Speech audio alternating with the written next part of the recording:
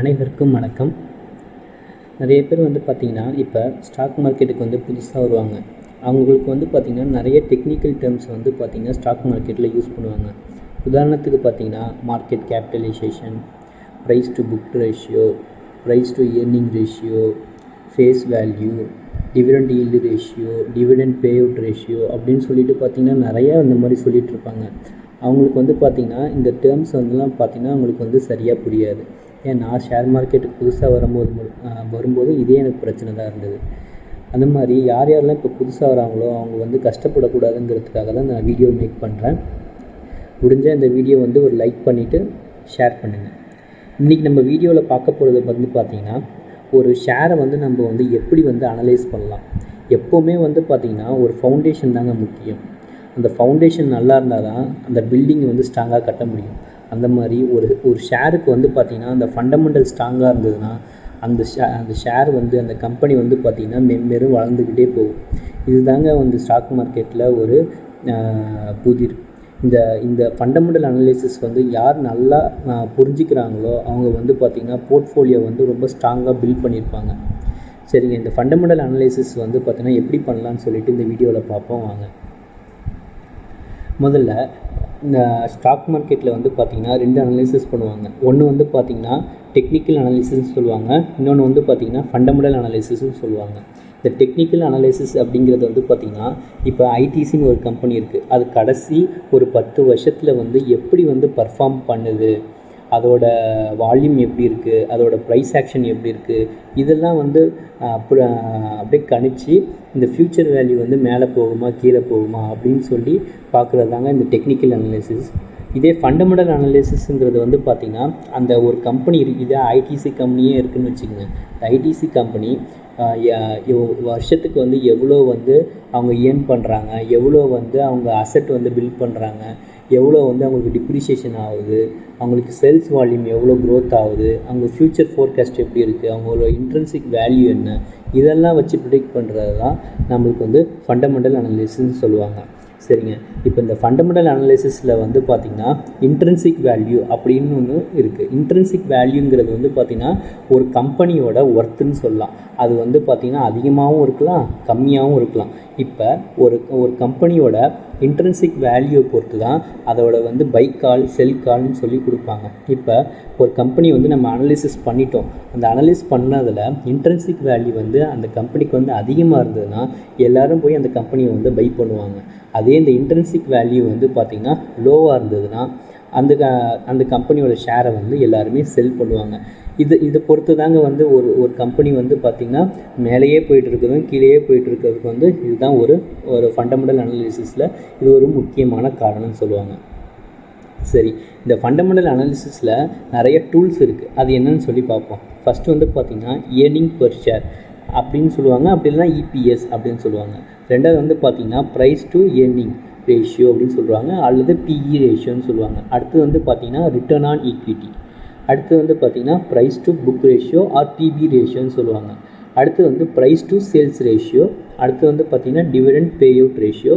அடுத்து பார்த்திங்கன்னா dividend yield ratio. இது பார்த்திங்கன்னா ஒரு முக்கியமான ஃபண்டமெண்டல் அனலைசிஸ் டூல்ஸ்னு சொல்லுவாங்க. இது இல்லாமல் பார்த்திங்கன்னா நிறையாவே இருக்குது. ஆனால் ஃபஸ்ட்டு நீங்கள் பேசிக்காக இதை தெரிஞ்சுக்குங்க. சரிங்க, ஃபஸ்ட்டு பார்த்திங்கன்னா ஒரு கம்பெனி இருக்குது. இப்போ ஐடிசி கம்பெனியே இருக்குதுன்னு வச்சுப்போம். இந்த ஐடிசி கம்பெனிக்கு மார்க்கெட் கேபிட்டலைசேஷன் 10,000 கோடி, 30,000 கோடி, 40,000 கோடின்னு சொல்லுவாங்க. அது எப்படி சொல்கிறாங்க அப்படின்னா அவங்களோட மொத்த shares multiplied by current price of the company. இப்போ உதாரணத்துக்கு ஒரு ஐடிசி கம்பெனிக்கே 1,00,000 ஷேர்ஸ் இருக்குதுன்னு வச்சுப்போம். அந்த 1,00,000த்தையும் இப்போ இந்த ஐடிசி கம்பெனியோட கரண்ட் ப்ரைஸ் பார்த்திங்கன்னா 400, இது ரெண்டுத்தையும் மல்டிப்ளை பண்ணி வர அமௌண்ட்டு தான் மார்க்கெட் கேபிட்டலைசேஷன் அப்படின்னு சொல்லுவாங்க. இந்த மார்க்கெட் கேபிட்டலைசேஷனை பொறுத்து தான் 3 வகையாக பிரிப்பாங்க. ஒன்று பார்த்திங்கன்னா லார்ஜ் கேப்னு சொல்லுவாங்க, இன்னொன்று மிட் கேப்னு சொல்லுவாங்க, இன்னொன்று பார்த்திங்கன்னா ஸ்மால் கேப்னு சொல்லுவாங்க. லார்ஜ் கேப் அப்படின்னு சொல்கிற கம்பெனிலாம் பார்த்திங்கன்னா 20,000 கோடிக்கு மேலே மார்க்கெட் கேப் வச்சுருந்தா மட்டும்தான் அது லார்ஜ் கேப்னு சொல்லுவாங்க. அதே மாதிரி மிட் கேப்புங்கிறது பார்த்திங்கன்னா 5,000 கோடியிலேருந்து 20,000 கோடிக்குள்ளே இருக்கிற கம்பெனியை மட்டும்தான் மிட் கேப்னு சொல்லுவாங்க. ஸ்மால் கேப்புங்கிறது வந்து பார்த்திங்கன்னா 5000 கோடிக்கு கம்மியாக இருக்கிறதெல்லாம் வந்து பார்த்திங்கன்னா ஸ்மால் கேப்புன்னு சொல்லுவாங்க. பேசிக்காக வந்து பார்த்திங்கன்னா எல்லோரும் என்ன சொல்லுவாங்கன்னா லார்ஜ் கேப் கம்பெனிஸில் வந்து நம்ம இன்வெஸ்ட் பண்ணோம்னா நம்மளுக்கு வந்து ஒரு சேஃபான ஒரு இன்வெஸ்ட்மெண்ட்டாக இருக்கும். அதே மாதிரி பார்த்திங்கன்னா ஸ்மால் கேப்பில் பண்ண வேணாம், ஏன்னா அது கொஞ்சம் ரிஸ்கி அப்படின்னு சொல்லுவாங்க. ஆனால் எப்போவுமே வந்து பார்த்திங்கன்னா லார்ஜ் கேப் கம்பெனிஸ் வந்து ரிஸ்கே இல்லாமல் இருந்தாலும் அதோட வொலாட்டிலிட்டின்னு வந்து பார்த்திங்கன்னா கம்மியாக தான் இருக்கும். அதே ஸ்மால் கேப் கம்பெனிஸோட வொலாட்டிலிட்டி வந்து பார்த்திங்கன்னா அதிகமாக இருக்கும். அதே சமயம் வந்து பார்த்திங்கன்னா க்ரோத்தும் வந்து பார்த்திங்கன்னா லார்ஜ் கேப்போட அதிகமாக வரத்துக்கும் நிறையாவே சான்சஸ் இருக்குது. அதனால் நம்ம வந்து எந்த ஒரு கம்பெனியாக இருந்தாலும் இந்த ஃபண்டமெண்டல் அனாலிசிஸை ஒழுங்காக பண்ணிட்டோம்னா நம்ம லார்ஜ் கேப்பை பார்த்தும் பயப்படுத்த வேண்டியதில்லை, ஸ்மால் கேப்பை பார்த்தும் பயப்படுத்த வேண்டியதில்லை. சரிங்க, வாங்க அடுத்ததுக்கு போகலாம். இப்போ வந்து இந்த screener.inலேருந்து வந்து பார்த்திங்கன்னா இன்ஃபோசிஸோட அந்த ஃபண்டமெண்டல் அனாலிசிஸ் வந்து எடுத்து வச்சுருக்கேன். இதில் எப்படி இருக்குன்னு பார்த்தீங்கன்னா ஃபஸ்ட்டு மார்க்கெட் கேப்புன்னு போட்டிருக்காங்களா, அடுத்து வந்து பார்த்திங்கன்னா PE, அதுக்கப்புறம் ROCE, கரண்ட் ப்ரைஸுங்கிறது இப்போ இருக்கிற கரண்ட் ப்ரைஸ், புக் வேல்யூங்கிறது வந்து பார்த்திங்கன்னா அந்த இன்ஃபோசிஸோட புக் வேல்யூ. ஓகேங்களா. ROE வந்து 31%. அதே மாதிரி ஹை லோங்கிறது வந்து பார்த்திங்கன்னா ஒரு வருஷத்தில் வந்து எவ்வளோ தூரம் ஹை போயிருக்கு, எவ்வளோ தூரம் லோ போயிருக்கு, டிவிடெண்ட் ஈல்டு ரேஷியோ, அடுத்து பார்த்திங்கன்னா ஃபேஸ் வேல்யூ. இதுதாங்க ஒரு கம்பெனினா இதே மாதிரி தாங்க கொடுத்துருப்பாங்க. இது வந்து பார்த்திங்கன்னா ஒரு பேசிக் இன்ஃபர்மேஷன். இது வந்து பார்த்திங்கன்னா எல்லாருமே நம்ம தெரிஞ்சு வச்சுக்கணும். சரிங்க, இப்போ வந்து ஏர்னிங் பெர் ஷேர்னால் என்னன்னு சொல்லி பார்ப்போம். ஒரு ஷேருக்கு வந்து பார்த்திங்கன்னா எவ்வளோ வந்து அந்த கம்பெனி வந்து ஏர்ன் பண்ணுது அப்படிங்கிற சொல்கிறது வந்து தான் பார்த்திங்கன்னா இபிஎஸ்ன்னு சொல்லுவாங்க. இபிஎஸ் வந்து எப்படி கால்குலேட் பண்ணுவாங்கன்னா ஒரு கம்பெனியோட ப்ராஃபிட் வந்து டேக்ஸு போக எவ்வளோ இருக்கோ அந்த இன்கம் டிவைடட் பை அவங்கள்ட்ட எவ்வளோ நம்பர் ஆஃப் அவுட்ஸ்டாண்டிங் ஷேர்ஸ் இருக்குது அதை வந்து டிவைட் பண்ணுறது தான் இந்த இபிஎஸ்ன்னு சொல்லுவாங்க. இந்த இபிஎஸ்ன்னு வந்து பார்த்திங்கன்னா இப்போ ஒவ்வொரு கம்பெனியும் வந்து பார்த்திங்கன்னா ஒவ்வொரு மாதிரி வருமானம் வரும், ஒவ்வொரு மாதிரி இன்கம் வரும். இப்போ உதாரணத்துக்கு வந்து பார்த்திங்கன்னா ஏ கம்பெனி வந்து பார்த்திங்கன்னா 5 லட்ச ரூபா வந்து அவங்களுக்கு வந்து இன்கம் வருது. அவங்களோட அவுட்ஸ்டாண்டிங் ஷேர்ஸ் வந்து பார்த்திங்கன்னா 10,000 ஷேர்ஸ் இருக்குது. அப்போ இந்த 5 லட்சத்தை டிவைடட் பை 10,000 போட்டிங்கன்னா உங்களுக்கு வந்து இபிஎஸ் வந்து பார்த்திங்கன்னா 50ன்னு வருது. இதே இன்னொரு கம்பெனி பின்னு வச்சுக்கோங்க. அந்த கம்பெனி வந்து பார்த்திங்கன்னா அவங்களோட இன்கம் வந்து 10 லட்ச ரூபா, ஆனால் அவங்களோட அவுட்ஸ்டாண்டிங் ஷேர்ஸ் வந்து பார்த்திங்கன்னா 1 லட்சம் ஷேர்ஸ் இருக்குது. அப்போ அவங்களோட என் பர் ஷேர் எவ்வளோ, 10 ரூபா. அதனால் வந்து பார்த்திங்கன்னா நம்ம கம்பெனி வந்து பார்த்திங்கன்னா இந்த இபிஎஸ்ங்கிறது வந்து மாறிக்கிட்டே இருக்கும். என்னதான் ஒரு கம்பெனி வந்து அதிகமாக லாபம் தருது அப்படின்னு சொல்லிட்டு வாங்கக்கூடாது. அப்படி பார்த்தீங்கன்னா நம்மளுக்கு வந்து பார்த்திங்கன்னா இப்போ பி கம்பெனி வந்து கம்மியாக இருக்குது இபிஎஸ், ஏ கம்பெனிக்கு வந்து எவ்வளோ 50 இருக்குது இபிஎஸ், பி கம்பெனிக்கு வந்து பார்த்திங்கன்னா 10 ரூபா தான் இருக்குது. அதனால் நம்மளுக்கு வந்து எவ்வளோ வருமானம் வருதுன்னு பார்க்கக்கூடாது, அந்த ஷேர்ஸை வந்து எவ்வளோ அவுட்ஸ்டாண்டிங் ஷேர்ஸ் எவ்வளோ இருக்கோ அதை வந்து டிவைட் பண்ணி வர வேல்யூ தான் வந்து நம்ம வந்து பார்க்கணும். அதுதான் வந்து பார்த்திங்கன்னா இபிஎஸ்ன்னு சொல்லுவாங்க. அதே மாதிரி எவ்வளோக்கு எவ்வளோ அதிகமாக இபிஎஸ் இருக்கோ அந்த அளவுக்கு வந்து பார்த்திங்கன்னா இன்வெஸ்டர்ஸ் வந்து பார்த்திங்கன்னா அந்த கம்பெனியில் வாங்கக்கூடிய சாத்தியக்கூறுகள் அதிகமாகவே இருக்கும். இப்போ அடுத்து வந்து பார்த்திங்கன்னா ப்ரைஸ் டு ஏர்னிங் ரேஷியோ அப்படின்னு சொல்லுவாங்க, அப்படி இல்லைன்னா பிஇ ரேஷியோ அப்படின்னு சொல்லுவாங்க. இந்த பிஇ ரேஷியோனால் என்னென்னா நம்ம எவ்வளோ வந்து அந்த கம்பெனிக்கு வந்து கொடுத்துருக்கோம், ஆனால் அது மூலயமா அந்த கம்பெனி நமக்கு எவ்வளோ கொடுத்துருக்குது அப்படின்னு சொல்லி பார்க்குற ரேஷியோ தான் இந்த பிஇ ரேஷியோ அப்படின்னு சொல்லுவாங்க. இது எப்படி கால்குலேட் பண்ணுவாங்கன்னா அந்த கம்பெனியோட ஷேர் ப்ரைஸை இபிஎஸ்ஸால் டிவைட் பண்ணி வர வேல்யூ தான் வந்து பார்த்திங்கன்னா பிஇ ரேஷியோன்னு சொல்லுவாங்க. உதாரணத்துக்கு வந்து பார்த்திங்கன்னா இப்போ ஒரு கம்பெனியோட ஷேர் ப்ரைஸ் வந்து 50 ரூபான்னு இருக்குன்னா அதோட இபிஎஸ் வந்து பார்த்திங்கன்னா 5 ரூபான்னு இருக்குது. அப்போ அதோட பிஇ வேல்யூ எவ்வளோ, 10 ரூபா. இந்த பிஇ வேல்யூ வந்து எப்படி இருக்கணும்னா எப்போவுமே வந்து பார்த்திங்கன்னா கம்மியாகவே இருக்கணும். இப்போ ஒரு கம்பெனிக்கு வந்து பார்த்திங்கன்னா பிஇ வேல்யூ 10ன்னு இருக்குது, இன்னொரு கம்பெனிக்கு வந்து பார்த்திங்கன்னா பிஇ வேல்யூ 20ன்னு இருக்குன்னா நீங்கள் எதை வாங்கணும்னா பிஇ வேல்யூ 10 ரூபா அப்படிங்கிற கம்பெனியை தான் நீங்கள் வாங்கணும். சரிங்களா. இப்போ வந்து பார்த்திங்கன்னா இந்த பிஇ வேல்யூ வந்து நீங்கள் எப்படி கம்பேர் பண்ணணுன்னா இப்போ ஒரு ஸ்டாக் இருக்குன்னா இப்போ பெயிண்டிங் ஸ்டாக் இருக்குன்னா அந்த பெயிண்டிங் ஸ்டாக்கோட அவங்க காம்படிட்டரை தான் நீங்கள் வந்து இந்த பிஇ வேல்யூ வச்சு கம்பேர் பண்ணணும். இப்போ ஒரு பெயிண்டிங் ஸ்டாக்கை வந்து ஒரு இன்ஃபோசிஸ், டிசிஎஸ் மாதிரி ஐடி ஸ்டாக்கோட கண்டிப்பாக கம்பேர் பண்ணக்கூடாது. அப்படி கம்பேர் பண்ணிங்கன்னா அது தப்பாக தான் போய் முடியும். சரிங்களா.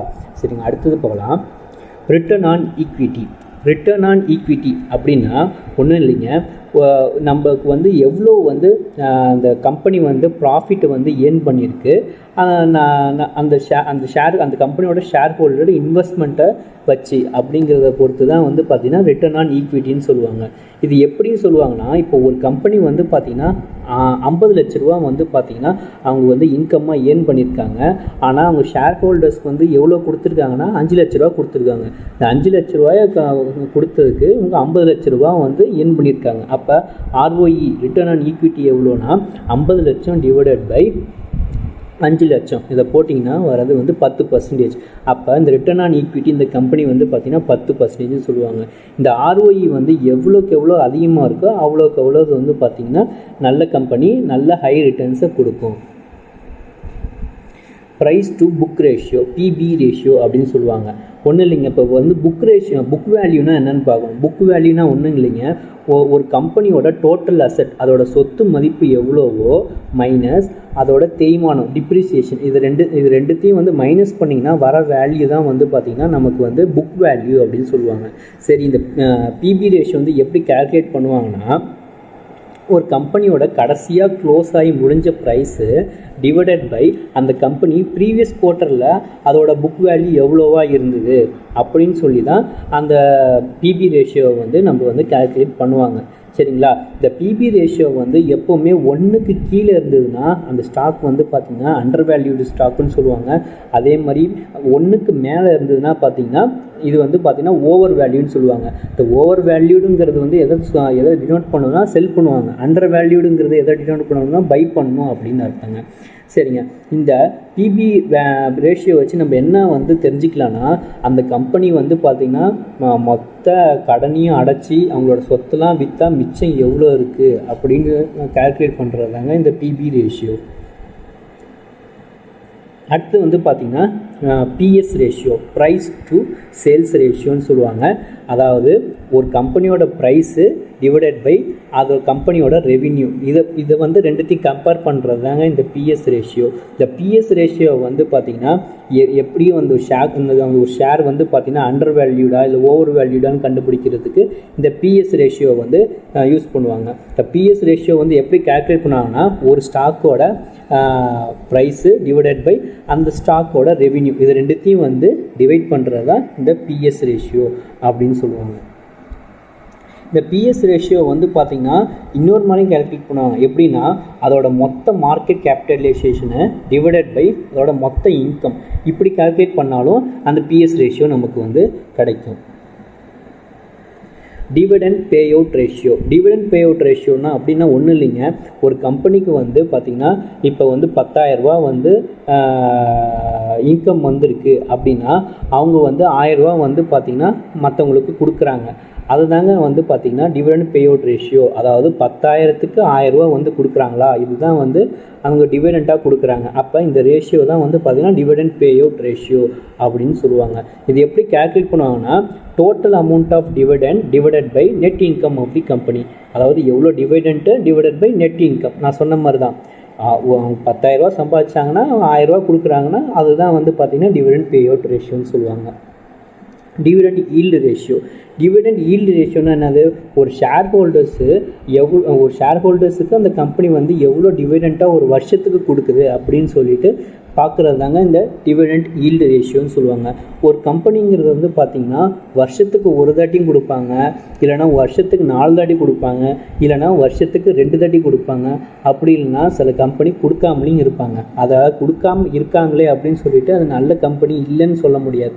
ஏன்னா இந்த டிவிடெண்ட்டை வந்து கொடுக்கறதுனால அவங்க ஷேர் ஹோல்டர்ஸுக்கு வந்து ஒரு யூஸ்ஃபுல்லாக இருக்கும். அப்படி இல்லையா, அவங்க என்ன நினைப்பாங்கன்னா, இந்த மணியை வந்து நம்ம ஷேர் ஹோல்டர்ஸ் கொடுக்கறது பதிலாக அந்த 1000 ரூபாயை வந்து நான் வந்து ஒரு 10,000 ரூபாயை மாற்றுறதுக்குரிய சக்தி இருக்குது, நான் எதுக்கு வந்து ஷேர் ஹோல்டர்ஸ் கொடுக்கணும், நம்ம வந்து ஃப்யூச்சர் ப்ராஸ்பெக்ட்டுக்கு கம்பெனியை வந்து வளர்த்துக்கிட்டு போகலாம் அப்படின்னு சொல்லிட்டு அந்த டிவிடெண்ட்டு கொடுக்காமலும் இருப்பாங்க. அந்த டிவிடெண்ட் வந்து கொடுக்காமலே இருக்கிறதுனால அது வந்து கெட்ட கம்பெனி, அது வந்து ஃபினான்ஷியலாக சரியில்லை அப்படின்னு நம்ம சொல்லிட முடியாது. இப்போ இந்த டிவிடெண்ட் ஈல்டு ரேஷியோ வந்து எப்படி கால்குலேட் பண்ணுவாங்கன்னா, இப்போ ஒரு 50 ரூபான்னு எடுத்துக்கங்க. 50 ரூபா வந்து ஒரு வருஷத்துக்கு வந்து ஒரு கம்பெனி கொடுக்குது.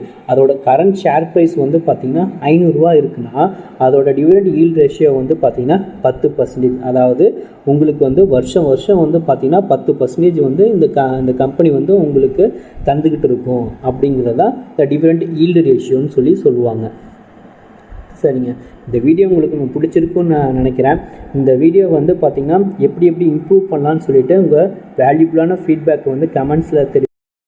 அது மட்டும் இல்லாமல் புதுசாக வரவங்க எனக்கு இந்த டாப்பிக்லாம் வந்து பார்த்தீங்கன்னா எனக்கு டவுட் இருக்குது, இதெல்லாம் நீங்கள் வீடியோவாக மேக் பண்ணிங்கன்னா எனக்கு நல்லாயிருக்கும் அப்படின்னு நீங்கள் நினச்சிருந்தாலும் அதையும் நீங்கள் வந்து கமெண்ட்டில் போடுங்க. நம்ம வந்து அடுத்த வீடியோவில் வந்து அதை கவர் பண்ண ட்ரை பண்ணுவோம். சரிங்க, இந்த வீடியோ உங்களுக்கு பிடிச்சிருக்குன்னு நினைக்கிறேன். கண்டிப்பாக உங்கள் ஃப்ரெண்ட்ஸ்கிட்ட ஷேர் பண்ணி சப்ஸ்கிரைப் பண்ண சொல்லுங்கள். நீங்களும் வந்து சப்ஸ்கிரைப் பண்ணிக்கோங்க. தேங்க்யூ.